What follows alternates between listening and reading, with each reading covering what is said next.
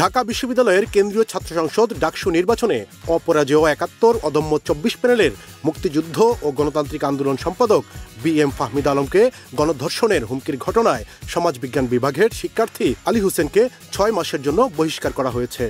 বুধবার সকাল ১১টায় পাঠানো এক বিজ্ঞপ্তিতে এই তথ্য নিশ্চিত করে বিশ্ববিদ্যালয় জনসংযোগ দপ্তর। বিশ্ববিদ্যালয় জানায় এটি প্রক্টরের এখতিয়ারভুক্ত সর্বোচ্চ শাস্তি।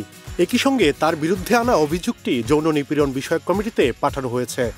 এর আগে ডাকসুর জিএস প্রার্থী এস.এম. ফরহাদের প্রার্থিতার বৈধতা চ্যালেঞ্জ করে রিট আবেদন করলে ফেসবুক পোস্টে ফাহমিদা আলমকে গণধর্ষণের হুমকি দেন আলী হোসেন। পরে বিষয়টি নিয়ে সামাজিক যোগাযোগ মাধ্যমে দেখা দেয় তীব্র প্রতিক্রিয়া। ঘটনার পর প্রক্টোরিয়াল তত্ত্বানুসন্ধান কমিটির তদন্তে অভিযোগ প্রমাণিত হলে তাকে ৬ মাসের জন্য বহিষ্কার করে বিশ্ববিদ্যালয় প্রশাসন। সমাজ বিজ্ঞান বিভাগের ২০২০-২১ সেশনের শিক্ষার্থী আলী হোসেনের শ্রেণীরোল ৫৪। তিনি শহীদ সার্জেন্ট জহুরুল হক হলের আবাসিক শিক্ষার্থী। এস.এম. শামীম, সুখবর। সুখবর, সুসংবাদ সুদিনের।